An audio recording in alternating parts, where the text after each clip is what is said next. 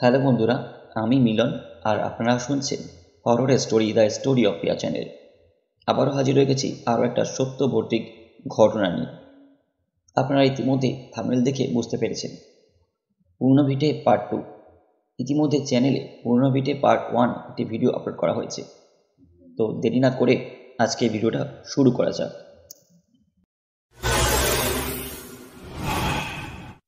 আপনারা আপনাদের গল্প পাঠাতে পারেন লিখে আমার ইমেল অ্যাড্রেসে, অথবা আপনাদের সাথে ঘটে যাওয়া সত্য ভৌতিক ঘটনা পাঠাতে পারেন milon.boxi10@gmail.com এই ঠিকানায়।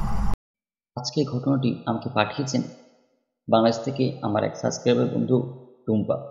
উনি যেভাবে ঘটনাটি বর্ণনা করেছেন আমি সেইভাবে আপনাদের সামনে তুলে ধরছি। সনসন করে বাতাস বইছে। হামিদের আন্টি হামিদকে খুঁজতে গিয়ে একটি বাঁশের খুঁটির সাথে ধাক্কা লেগে পড়ে যায় এবং সে দেখে একটি গর্তে হামিদ চোখ বন্ধ করে শুয়ে আছে। হ্যাঁ, এমন একটি ঘটনা এর আগেও ঘটেছে। হামিদ প্রায় হঠাৎ করে উধাও হয়ে যায় বলে জানান তার মা আমিনা বেগম।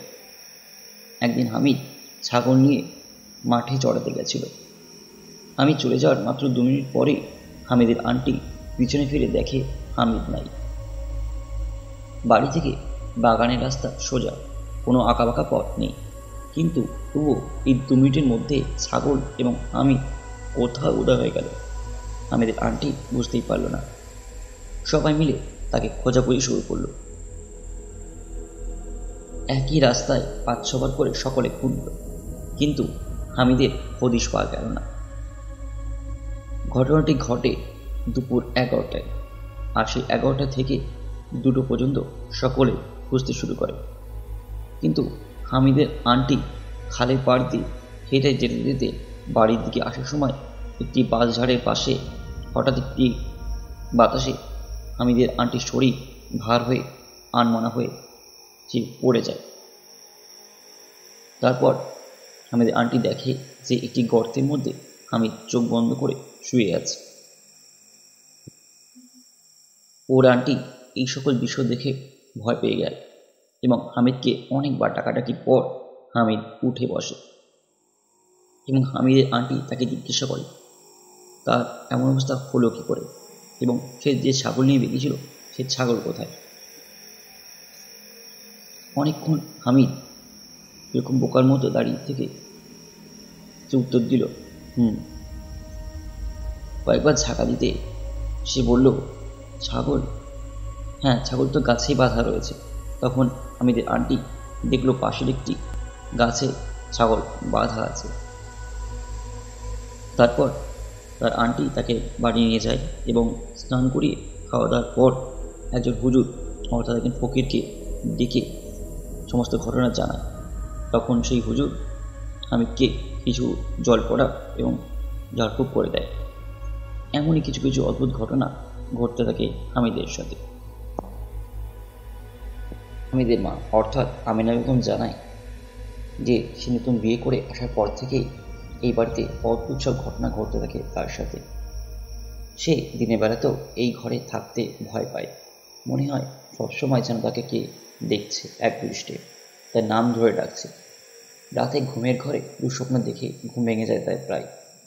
এই সকল কারণের জন্য সে এক হুজুরের কাছ থেকে তাবিজ এনে ধারণ করে।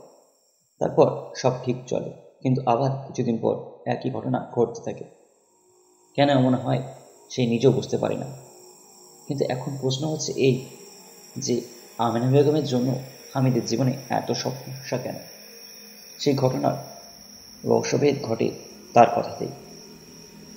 সে জানায় সে নতুন বিয়ে করে এসেছিল এমন একটি শীতের রাতে, অক্টোবর মাস। প্রাকৃতিক কারণে রাত্রে স্নান করা দরকার হয় আমার। তখন টিউবওয়েল ছিল একটাই, আর বাথরুম ছিল ওই গাছের কাছে, এবং একটা ডোবা ছিল, সেটা ভরাট করে এখন ক্ষেত করে চাষ করা হয়। আমি স্নান করতে বাথরুমে যাই। তখন হঠাৎ একটি বিকট শব্দ শুনতে পাই। মনে হলো গাছ থেকে কেউ যেন নিচে লাফ দিয়ে নেমে গেল। প্রথম ব্যাপারটা গুরুত্ব দিই না, পরে স্নানের শেষে খেয়াল করতেই তখন একটি গোঙানির শব্দ পাই। আমি একটু ভয় পেয়েছিলাম।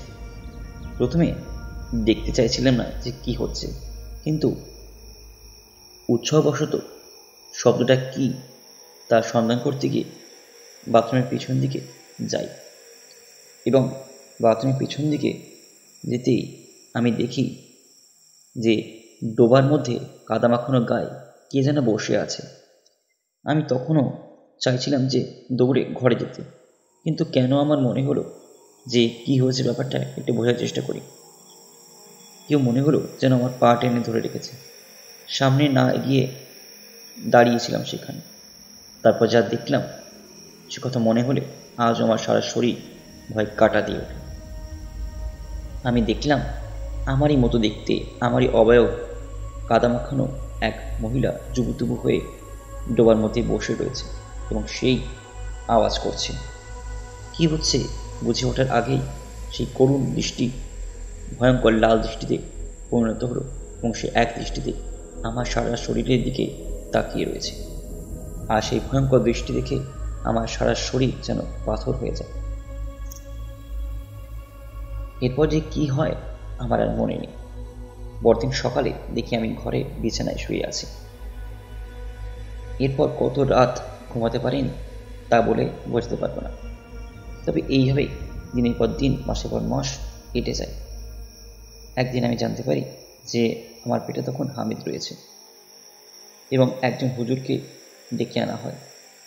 সে জানায় যে এই বাড়িতে নানা সমস্যা রয়েছে, বিশেষ করে সমস্যা রয়েছে বাড়ির পিছনে ওই ঝোপঝাড় আর ডোবাটাতে। সেখানে নাকি কোনো এক জিনের বাস। তাই অনেক কষ্টে ওই ডোবাটিকে বন্ধ করা সম্ভব হয়েছে। এরপর বহুদিন কেটেছে, কিন্তু বাড়ির এই সমস্যাগুলি আজও কাটেনি। আর এই সমস্যা নিয়েই আজও চলছে সেই বাড়ি। কারণ হামিদ এবং তার পরিবারের আর কোনো ফিটে বাড়ি নেই অন্য কোথাও যাওয়ার জন্য। তাই অগত্যা তারা এই ভয়ঙ্কর অভিশপ্ত ভিটেতেই দিনের পর দিন, মাসের পর মাস আজও থেকে চলেছে সেই অভিশপ্ত ভিটেতে। আজ এই ঘটনাটি এখানেই শেষ করলাম। পুরোনো ভিডিওর এই অভিশপ্ত ঘটনা আপনাদের কেমন লাগলো অবশ্যই কিন্তু আমাকে কমেন্ট করে জানাবেন। আর আপনাদের কাছে যদি এরকম কোনো ভৌতিক ঘটনা বা অভিজ্ঞতা থাকে, সেটাও কিন্তু আমাকে আমার ইমেল মারফত জানাতে পারেন।